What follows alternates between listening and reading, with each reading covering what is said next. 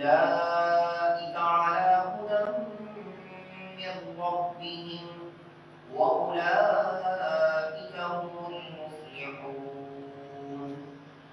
إن الذين كفروا سواء عليهم أأنذرتهم أم لم تنذرهم لا يؤمنون. ختم الله على قلوبهم وعلى سمعهم وعلى أبصارهم غشاوة ولهم عذاب عظيم. ومن الناس من يقول آمنا بالله وباليوم الآخر وما هم بمؤمنين. يخادعون الله والذين آمنوا وما يخدعون إلا أنفسهم وما يشعرون. في قلوبهم مرض فزادهم الله مرضا ولهم عذاب أليم بما كانوا يكذبون. وإذا قيل لهم لا تفسدوا في الأرض قالوا إنما نحن مصلحون. ألا إنهم هم المفسدون ولكن لا يشعرون.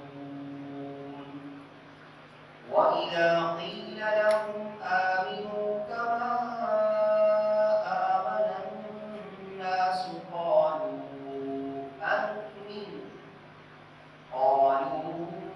أنؤمن كما آمن السفهاء. ألا إنهم هم السفهاء ولكن لا يعلمون. وإذا لقوا الذين آمنوا قالوا آمنا وإذا خلوا إلى شياطينهم قالوا إنا معكم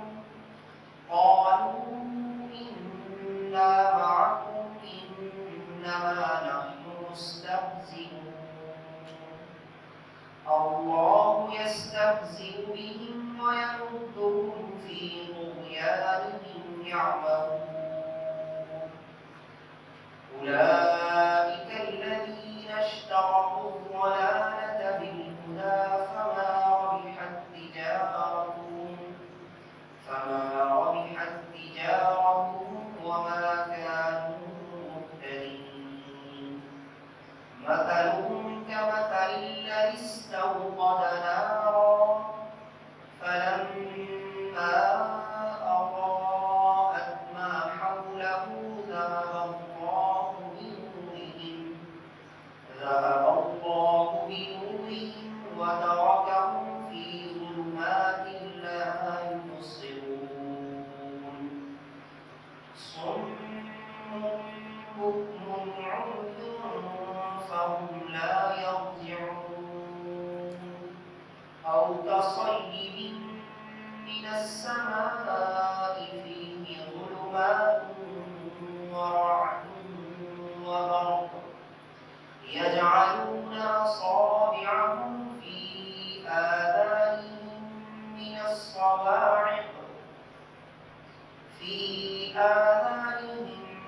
الصواعق حذر الموت والله محيط بالكافرين. يكاد البرق يخطف أبصارهم كلما أضاء لهم مشوا فيه وإذا أظلم عليهم قاموا ولو شاء الله لذهب بسمعهم وأبصارهم إن الله على كل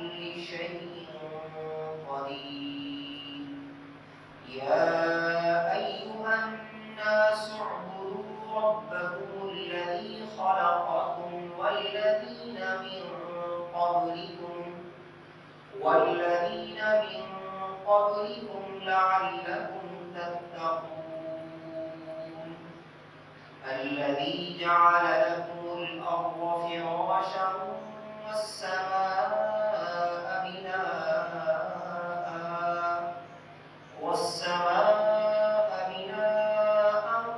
وأنزل من السماء ماء فأخرج به من الثمرات رزقا لكم فلا تجعلوا لله أندادا وأنتم تعلمون وإن كنتم في ريب مما نزلنا على عبدنا فأتوا بسورة من مثله وادعوا شهداءكم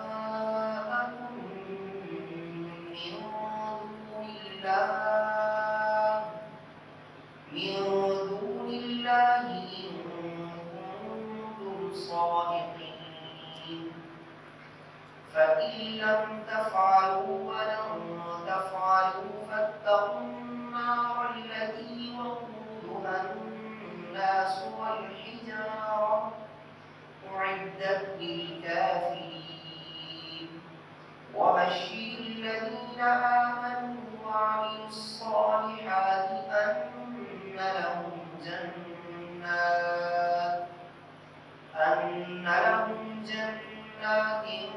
تجري من تحتها الأنهار كلما رزقوا منها من ثمرة رزقا قالوا هذا الذي رزقنا من قبل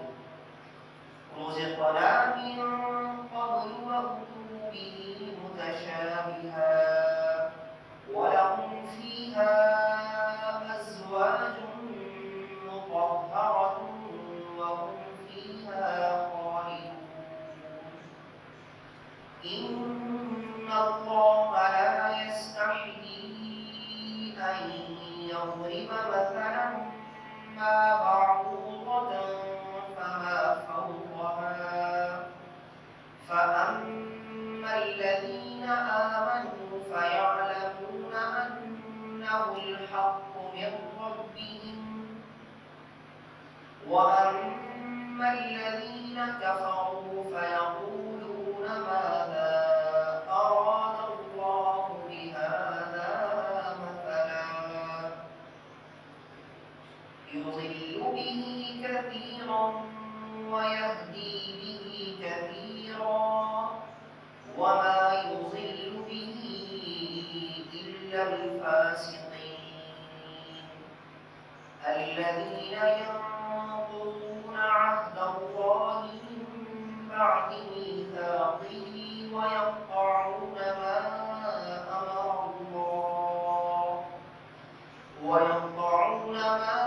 أمر الله به أن يوصل ويفسدون في الأرض أولئك هم الخاسرون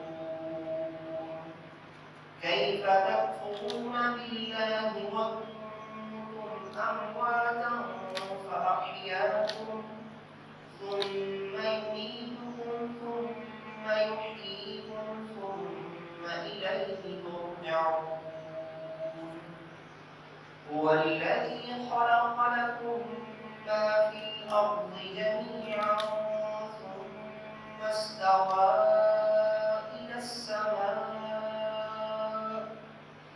إلى السماء فسواهن سبع سماوات وهو بكل شيء عليم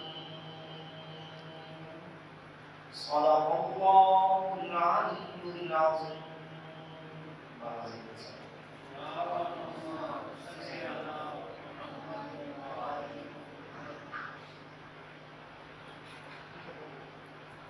याद रखिए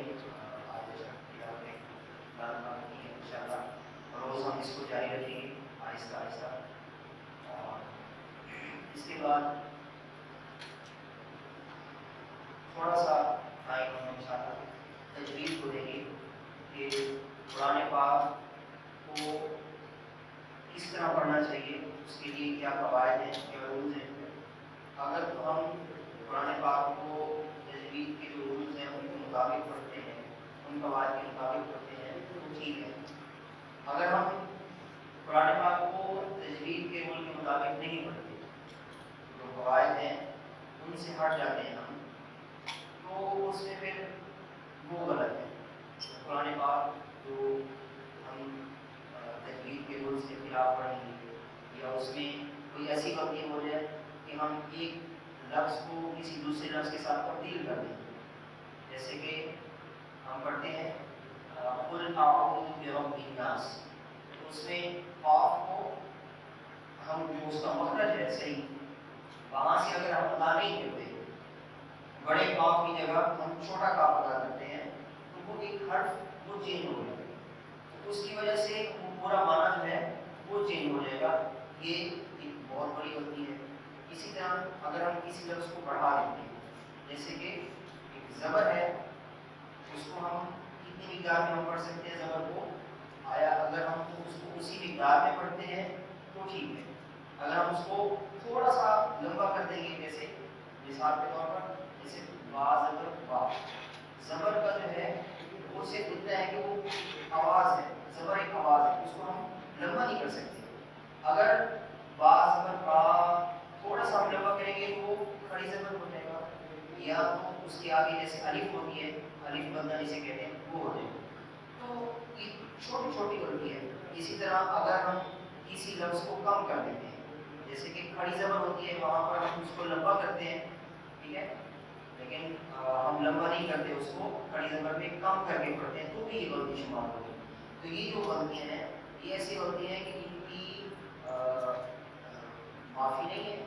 قرآن پاک میں ان کا خیال کر کے پڑھنا ضروری ہے، اور خاص طور پر نماز میں، کیونکہ نماز میں قرات واجب ہے، تو اگر ہم اس کو صحیح نہیں پڑھیں گے تو ایک تو قرآن پاک صحیح نہیں پڑھ رہے، اور دوسرا جو واجب ہے اس کو ہم صحیح ادا نہیں کر رہے، تو اس میں بہت بڑا مسئلہ ہو جائے گا۔ اس لیے کوشش کریں کہ انشاءاللہ ہم بتائیں گے ساتھ ساتھ انشاءاللہ روز جو ہے یہ غلطی تو یہ ہو گئی کہ جیسے کہ میں نے بتایا کہ ایک لفظ کو دوسرے لفظ کے ساتھ چینج کر دینا، یا کہیں پر کسی لفظ کو کم کر کے پڑھنا، یا کہیں پر کسی لفظ کو بڑھا کے پڑھنا، ٹھیک ہے، ایک یہ غلطی، ایک بڑی غلطی، اس کو کہتے ہیں لہنے جلی، یہ ایسی غلطی ہے جو واضح ہے، ٹھیک ہے، اس کا گناہ ہے، اس کی چھوٹ نہیں ہے، اس کو ہم جتنا کریں کوشش کر کے صحیح کریں۔ ایک غلطی ہے جیسے کہ بعض جگہوں پر را کو موٹی آواز میں پڑھا جاتا ہے، بعض جگہوں پر را کو باریک آواز میں پڑھا جاتا ہے۔ اسی طرح لام ہے، لام کو بعض جگہوں پر موٹی آواز یعنی منہ کو کھول کر کے پڑھا جاتا ہے، اور بعض جگہوں پر باریک پڑھا جاتا ہے۔ تو اگر جہاں پر را کو موٹی آواز میں پڑھنا تھا ہم نے باریک آواز میں پڑھ لیا، کہ جہاں پر لام کو موٹی آواز میں پڑھنا تھا وہاں پر ہم نے لام کو باریک آواز میں پڑھ لیا، تو یہ ایک چھوٹی غلطی ہے، اس کی گنجائش ہے۔ پھر بھی علماء کہتے ہیں کہ اس غلطی کی بھی انسان کو کوشش کرنی چاہیے کہ یہ غلطی بھی نہ ہو، لیکن پھر بھی گنجائش ہے کہ ہاں کہ چلو صحیح ہو سکتی ہے، لیکن جو لہن جلی ہے اس کی معافی نہیں ہے۔ تو یہ ایک تجوید کے اندر انشاءاللہ بتائیں گے کہ حروف عربی کے اندر حروف تہجی کتنے ہیں اور ان کے مخارج کتنے ہیں، یعنی جہاں سے حروف ادا ہوتے ہیں، تاکہ ہمیں پتہ ہونا چاہیے یہاں الف جو ہے یہاں سے ادا ہوتا ہے، با یہاں سے ادا ہوتا ہے، اس طرح تمام حروف تہجی ہمیں پتہ ہونا چاہیے۔ انشاءاللہ جب پتہ ہوگا تو پھر ہم انشاءاللہ کوشش بھی کریں گے۔ تو مولانا نے فرمایا کہ جو شخص بھی کوشش کرتا ہے وہ کامیاب ہو جاتا ہے انشاءاللہ۔ تو ہم بھی کوشش کریں گے کہ تھوڑا تھوڑا کر کے انشاءاللہ آپ کے سامنے بیان کیا کہ ہم بھی سیکھیں، اور آپ کے سبق توجہ سے ہم بھی سیکھیں اور آپ بھی۔ تو انشاءاللہ اس کو جاری رکھیں گے۔ تو بابا سے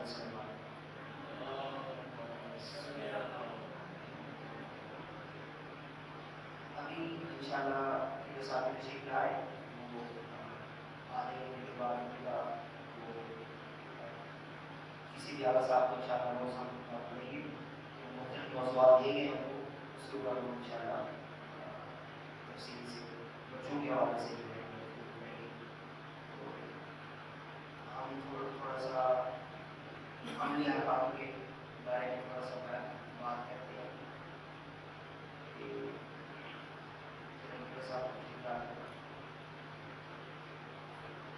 روز انشاءاللہ پہلے تلاوت کلام پاک، اس کے بعد پھر ہم اسی تلاوت میں سے جو ایک رول ہم پڑھیں گے تجوید کا وہ ہم اسی میں سے مختلف جگہوں پر ہم واضح کریں گے کہ یہاں پر یہ ہو رہا ہے یہاں پر تو ہاں جی انشاءاللہ وہ تدوین تدوین کا انشاءاللہ اس کا بھی ایک درس سلسلہ ہے تدوین اور تعارف علوم اقبال کہ انشاءاللہ وہ اسٹوڈنٹس آ رہے ہیں. أعوذ بالله من الشيطان الرجيم بسم الله الرحمن الرحيم الحمد لله الذي هدانا لهذا وما كنا لنهتدي لولا أن هدانا الله لقد جاءت رسل ربنا بالحق والصلاة والسلام على سيدنا ومولانا أبي القاسم محمد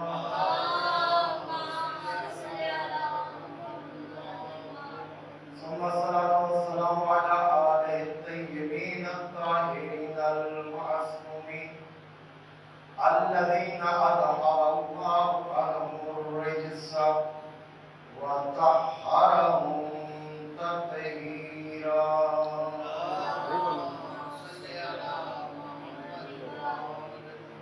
ولعنة الله على أعدائهم أجمعين من يوم هذا إلى يوم قيام الدين. أما بعد فقد قال رسول الله صلى الله عليه وآله وسلم القرآن وعلي وعلي مع القرآن الصلوات.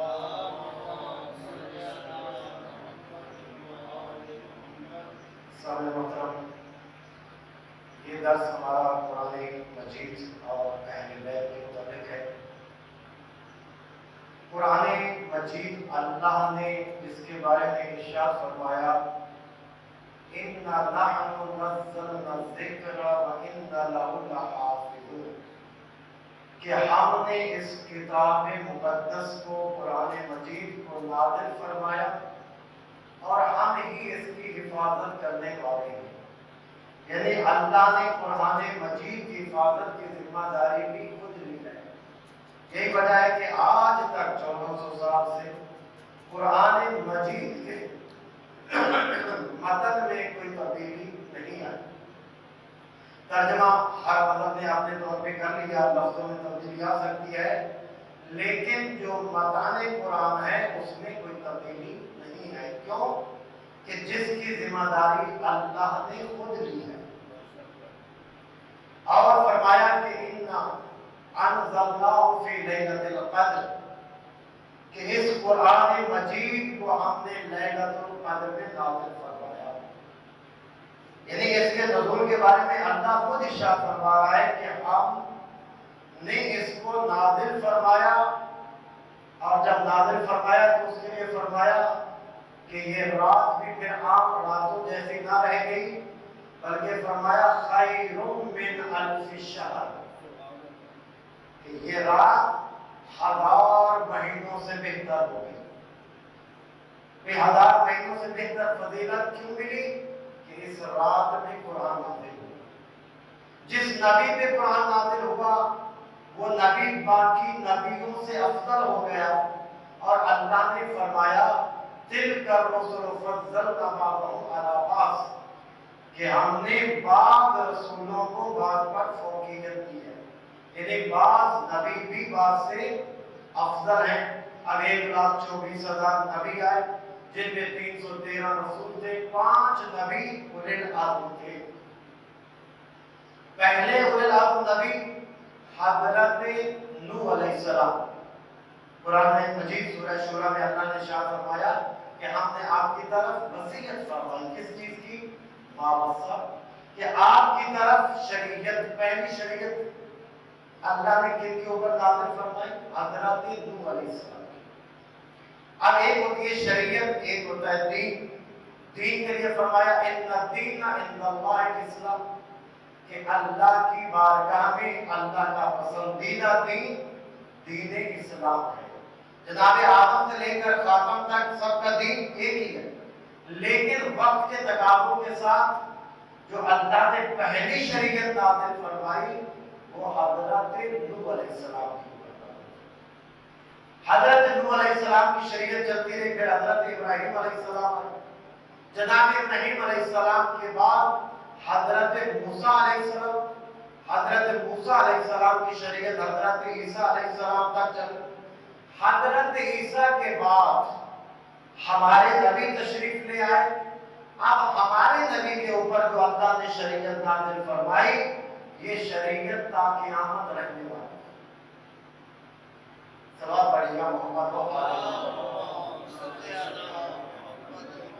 کہ یہ شریعت جو اللہ نے ہمارے نبی کے اوپر نازل فرمائی اور اس کا قانون قرآن مجید بنا کر بھیجا، کہ جس میں ہر چیز کا آئین ہے اور ہر چیز کے متعلق کہ جو بسم اللہ سے لے کر والناس تک، جس کے اوپر ہمارا ایمان بھی ہے، یقین بھی ہے کہ اللہ نے نازل فرمائی پیغمبر اسلام تک، کہ ہم تک پہنچی، اور جس کے لیے اللہ نے فرمایا اِنَّا أَنزَلْنَاهُ فِي لَيْلَةِ الْقَدْرِ، کہ ہم نے اس قرآن مجید کو لیلۃ القدر میں نازل فرمایا۔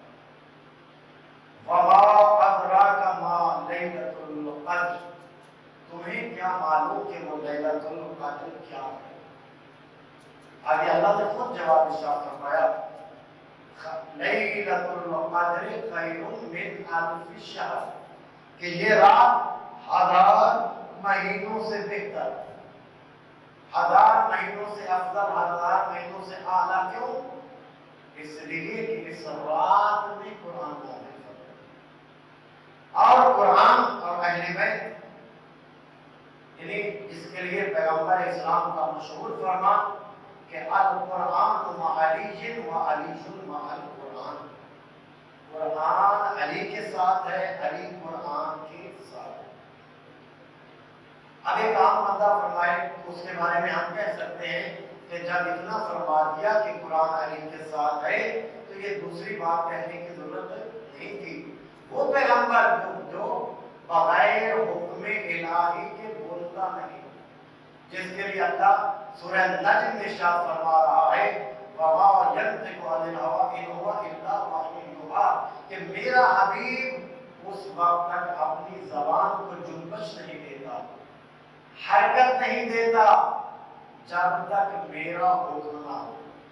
تو پیغمبر اسلام نے جو فرمایا، اب یہاں پہ یہ جو فرمایا، ایک پیغمبر اسلام نے جو اپنی زبان سے فرمایا، ایک وہ قرآن ہے، اور ایک کیا ہے؟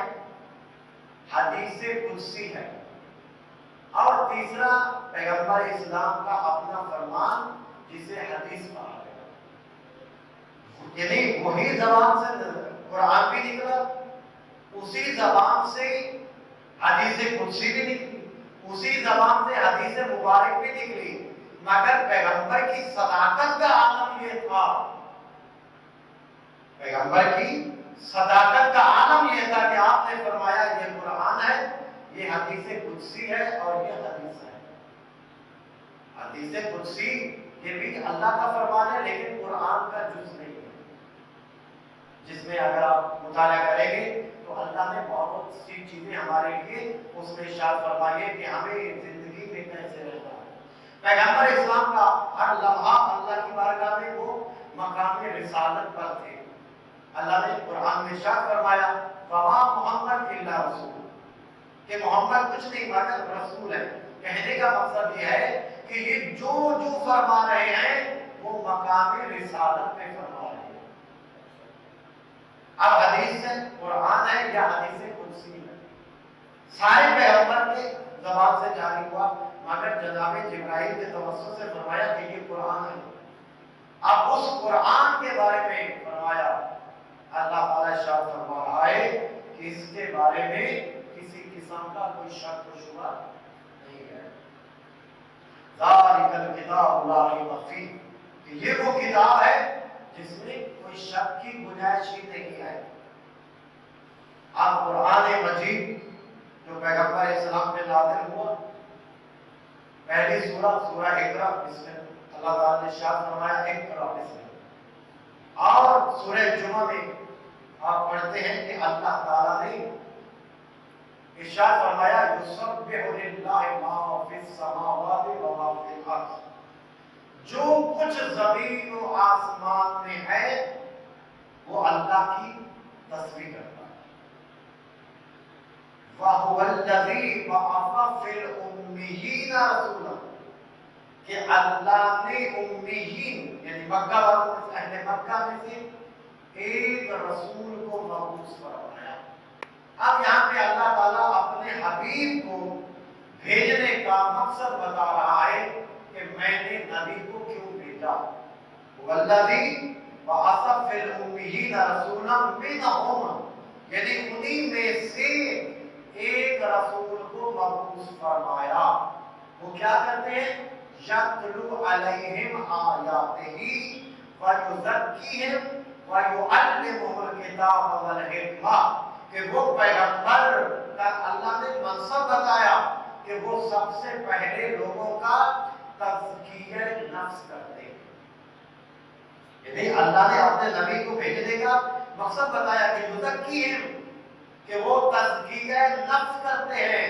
یعنی پہلے انسان کا تزکیہ نفس کریں گے. وَيُعَلِّمُهُمُ الْكِتَابَ وَالْحِکْمَةَ، قرآن مجید کی آیات کی وَيَتْلُو عَلَيْهِمْ آیاتہ، آیات قرآن کی تلاوت کریں گے.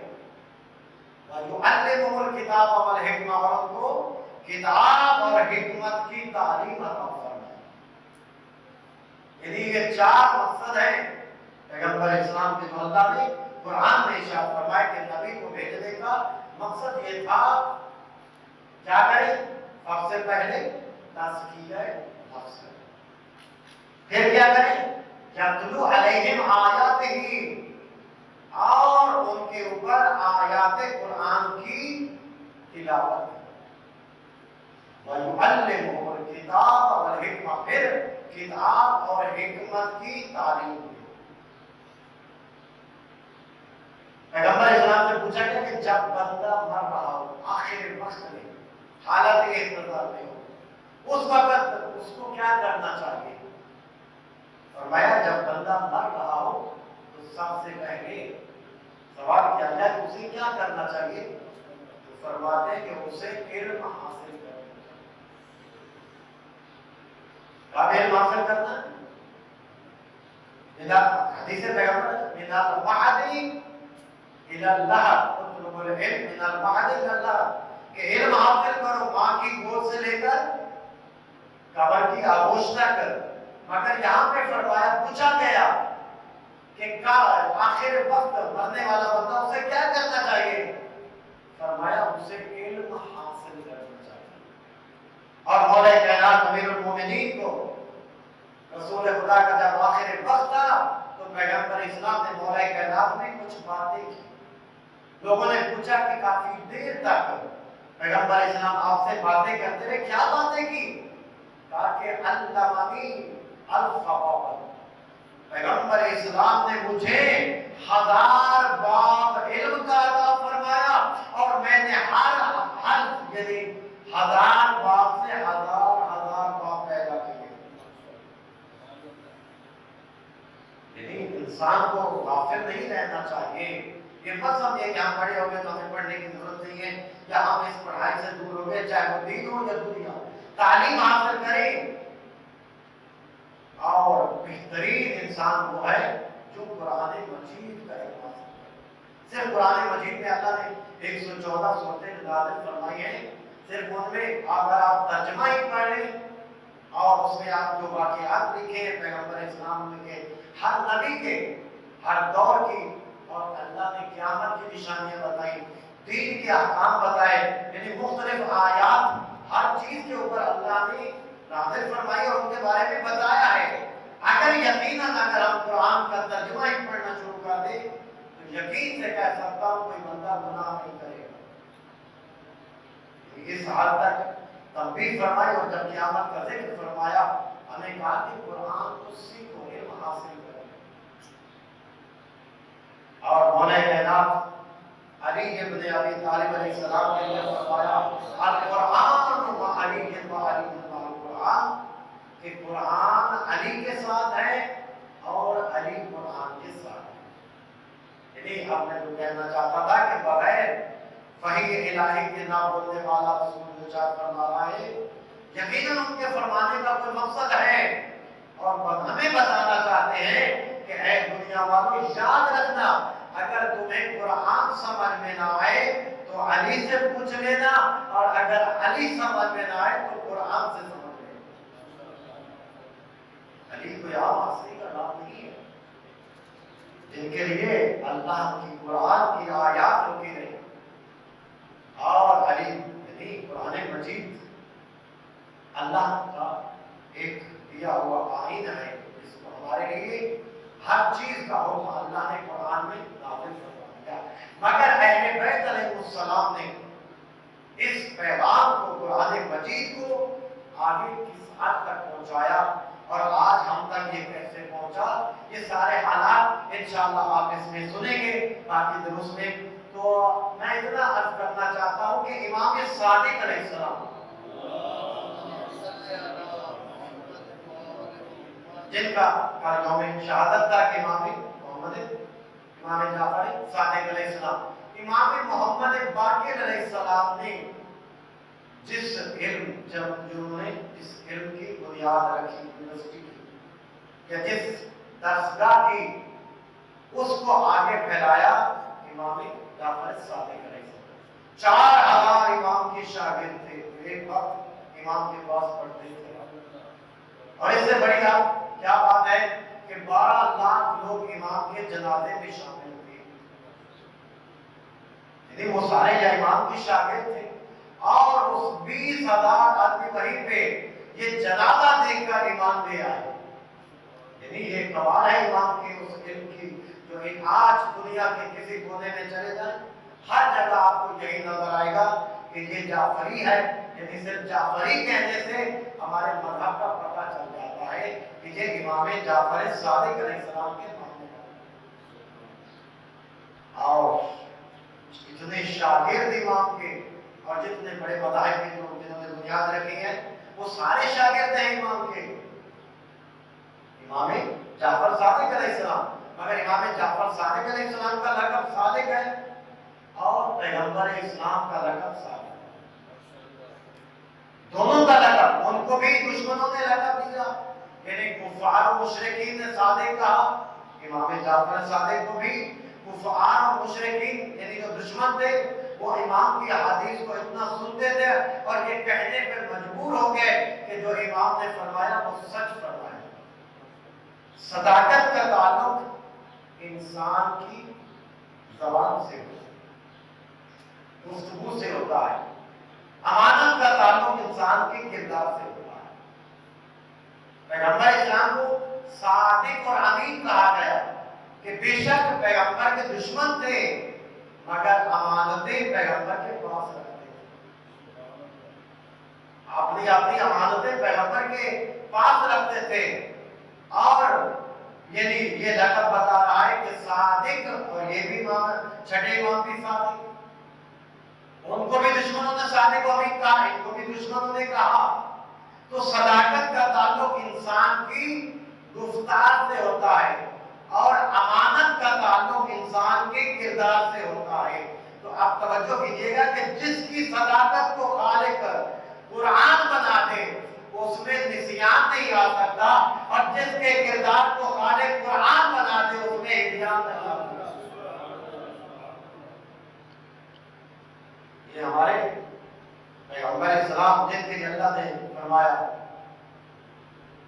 کہ وَمَا أَرْسَلْنَاكَ إِلَّا رَحْمَةً لِلْعَالَمِينَ، کہ ہم نے آپ کو عالمین کے لیے رحمت بنایا، یعنی کسی ایک جگہ کے لیے رحمت نہیں، عالمین یعنی دونوں عالم کے لیے، اس دنیا کے لیے بھی اور آخرت کے لیے۔ اب رحمت کہاں تک ہے پیغمبر اسلام کی؟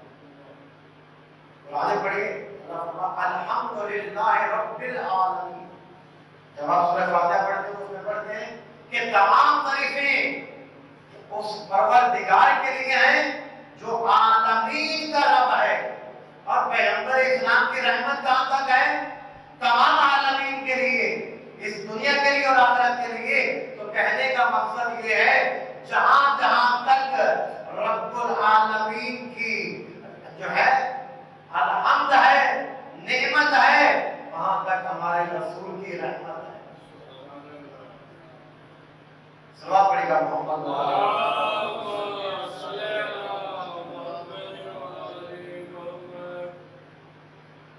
اللہ نے ارشاد فرمایا کہ اِنَّا أَنزَلْنَاهُ فِي لَيْلَةِ الْقَدْرِ، کہ جس رات میں قرآن نازل ہوا اللہ نے 1000 مہینوں سے بہتر ہوا۔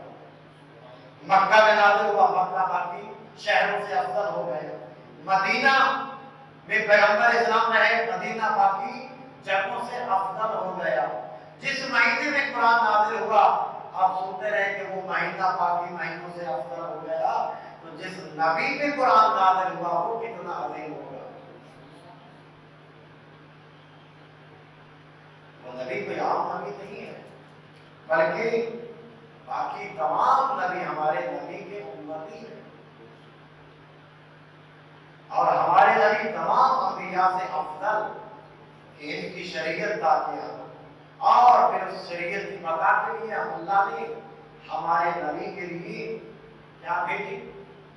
12 جانشین بھیجی، جن کا انتخاب پیغمبر اسلام دنیا میں کر کے گئے، اور حتیٰ کہ غدیر کے میدان میں مولا کائنات کی ولایت کا اعلان بھی فرما کر گئے۔ کیا ارشاد فرمایا؟ من کنت مولاہ فہذا علی مولا، کہ جس کا میں مولا اس کا علی مولا۔ اب یہاں پہ مشہور حدیث ہے کہ اولنا محمد، آخرنا محمد، اوسطنا محمد، کلنا محمد، کہ ہمارا پہلا بھی محمد، ہمارا درمیان والا بھی محمد، ہم سب کے سب محمد ہیں۔ ان کا کردار ایک ہے، ان کا عمل ایک ہے، ان کا رہن سہن ایک ہے، چلنے کی بات ایک ہے، ہر طرح کی باتیں ایک ہیں۔ تو مگر جب علی کی ولایت کا اعلان ہوا غدیر کے میدان میں، وہاں پہ فرمایا یا ایسا الذین کافروا، آج کے دن کافر مایوس ہوا۔ بھئی کافر کیوں مایوس ہوا؟ کافر کو مایوس ہونا تھا تو خیبر میں ہو جاتا، خندق میں ہو جاتا، اوز میں ہو جاتا، کسی جنگ میں، فتح مکہ میں، مگر یہاں پہ تو سب حاجی۔ اور کیوں؟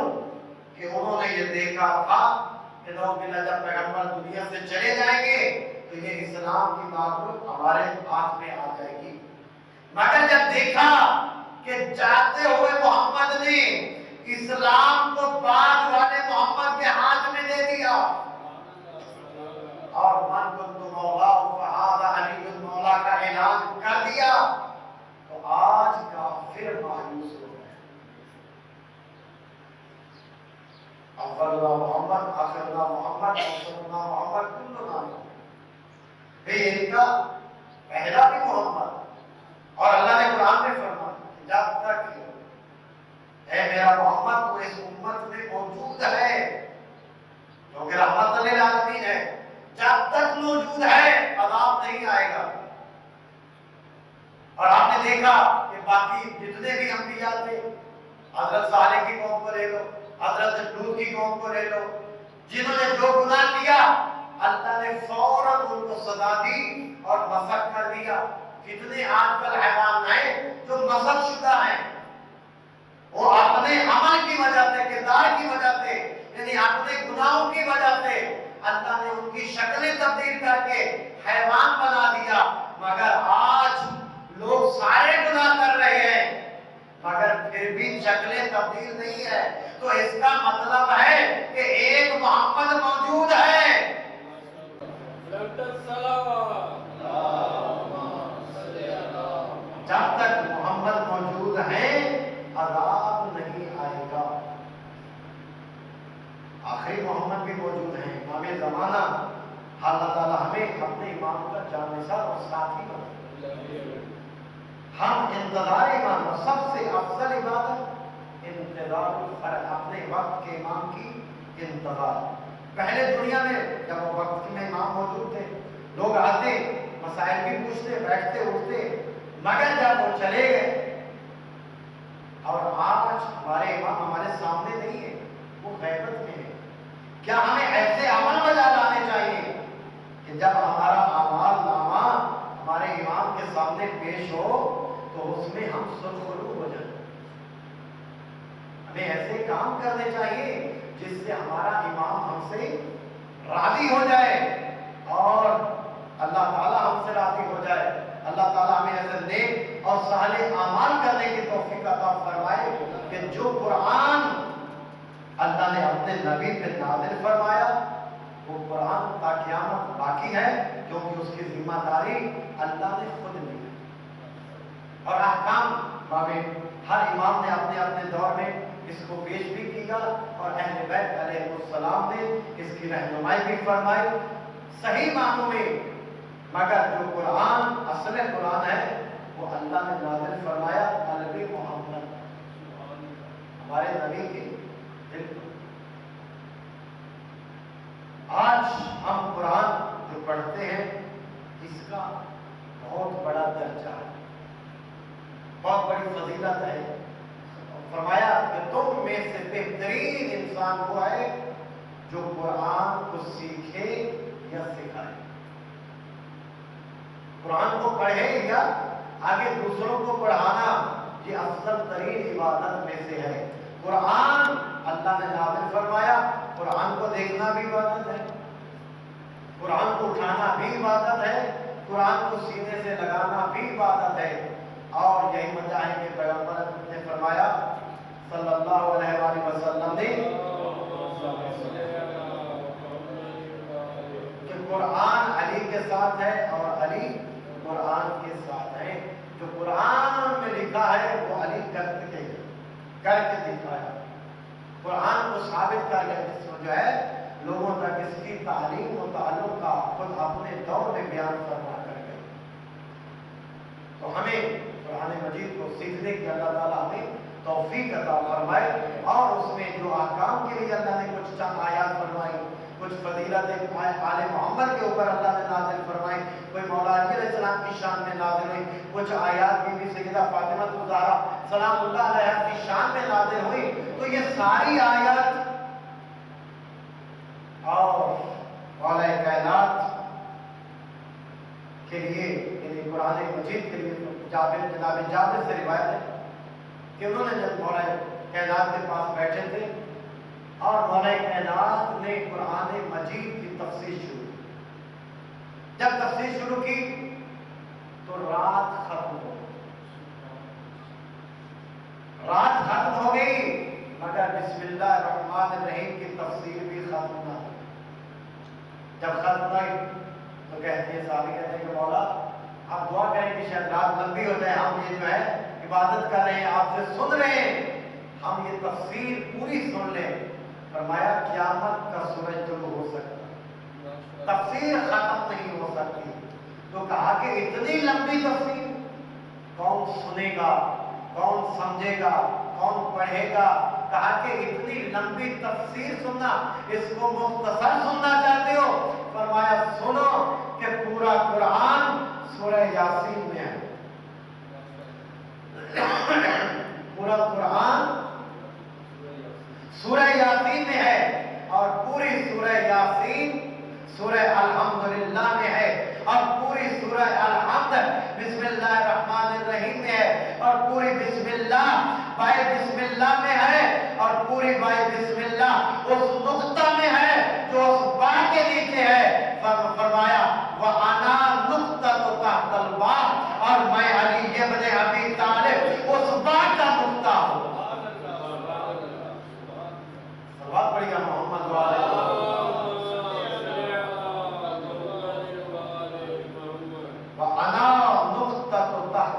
और मैं उस बार के नीचे जो नुक्ता है वो मैं अली इब्न अबी तालिब हूं। अब मौला ने ये फरमाया कि मैं जो है वो नुक्ता हूं उस बार के नीचे। अगर आप देखेंगे तो पूरे कुरान को अगर आप निचोड़ेंगे तो उसका पूरी तफासीर को देखेंगे तो उस कुरान का दिल सूरह यासीन में है। और सूरह यासीन आप पूरी अल्हम्दुलिल्लाह पढ़ते हैं, बिस्मिल्लाहिर्रहमानिर्रहीम, और वो नुक्ता जो बा के नीचे है। अल्लाह अकबर। मैं कहूँगा मौला अगर आपने हरूफ तहज्जी में आना था तो आप अलिफ हो जाते तो शायद आवाज आए अल मकामुल अव्वल लित्तौहीद, पहला मकाम तौहीद का है। तो मौला आप बा हो जाते तो आवाज आई अल मकाम सानी रिसाला, दूसरा मकाम रिसालत का है। तो मौला आप फिर अलिफ बा के बाद आप ता हो जाते तो शायद आवाज आएगी। अगर मैं ता होता तो मैं इन दोनों से जुदा हो जाता। जिस तरह बा के लिए नुक्ते का होना जरूरी है कि अगर ये नुक्ता ना हो ना पता अलिफ का चलेगा ना बा का चलेगा, का इसी तरह मुझ अली का तौहीद और रिसालत के साथ होना इसी तरह जरूरी है कि अगर मैं अली ना हूं तो ना पैदा तौहीद देगी ना रिसालत देगी।